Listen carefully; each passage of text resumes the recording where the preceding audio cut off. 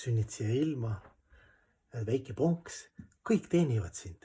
See on nagu normaalne, vahetatakse mähkmeid, söödetakse, ma ei pea üldse midagi mõtlema.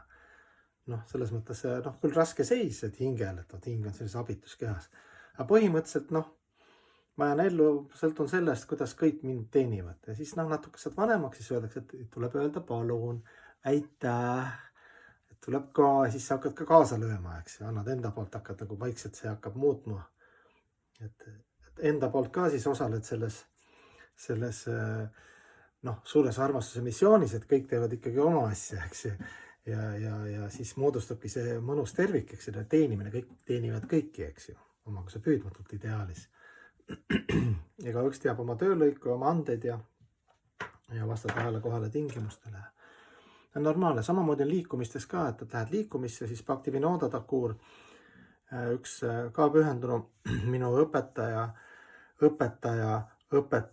isa Bhaktivinoda Thakur ütles ka, et kõikide kohus on, kui ta tuleb liikumisse ja ta on siis nagu selle beebi aeg on ära olnud, eks ju, liikumises, kui tuleb nagu uus inimene, siis ta on, mäletan ka templis, uued inimesed tulevad, siis nad on harjunud, et kõik siin iseenesest toimib, aga mingi hetk tuleb põrandat pesta ja siin annetused, et see asi kuidagi toimib, et siin kõik teevad midagi, aga algaja ta tuleb nagu, et kõik on nagu ilus ja lilled ja laul ja püha nimi ja eks ju, ja siis läheb ära nagu. Ja siis iga kord tuleb, on kõik, söök on pühitsed toit ja kõik niimoodi, see nagu ongi nagu beebi.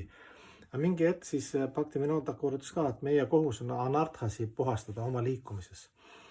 Et kuna kõik on dünaamiline, pidevalt liikuv, ei ole niimoodi, et ma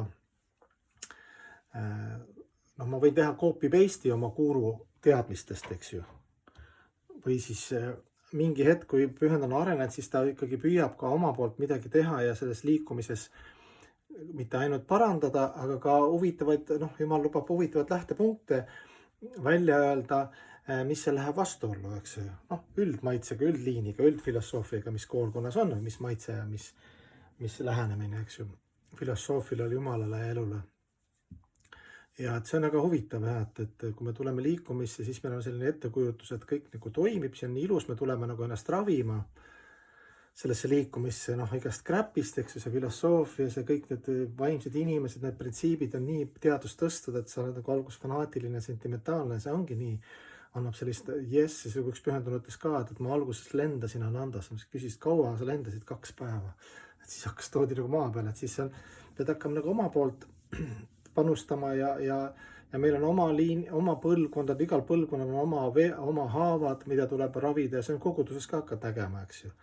Kui haiged on, me oleme haiglas, eks ju, kõik on haiged edasi ja siis kes saab, aitab keda, mis, kuidas, eks ju.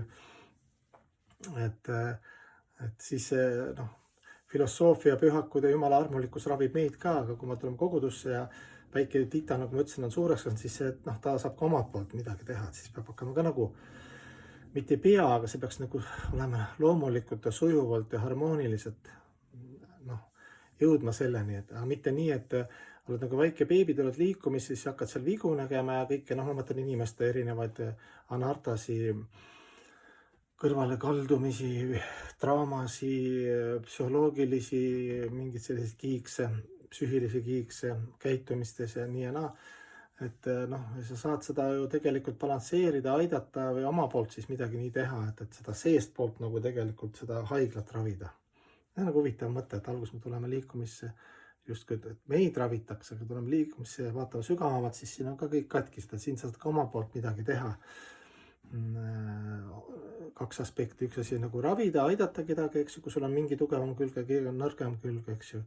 Ja ka filosoofiliselt mitte vastuollu minna, aga vastata ajale kohale tingimustele, anda oma panus, ka nagu oma värv, eks ju. Ilma, et sa läheks siis just mõtlen filosoofiliselt või niimoodi, et vastu ei hakka töötama. Et see on üllatus ja see on paljudele šokk alguses, eks ju, nad tulevad liikumisse, neil on fanaatilisus, sentimentaalsus, kõik on ilus ja lilleline ja siis mingi hetk nagu hakkad märkama, et seal sees on ka väga palju mäda, eks ju, liikumise sees. Loomulikult, sest see liikumine ei koosne ennast teadustanud puhastest pühendunutest. See on haigla, inimesed tulevad siia ravima ja kõik saavad aidata üksteist.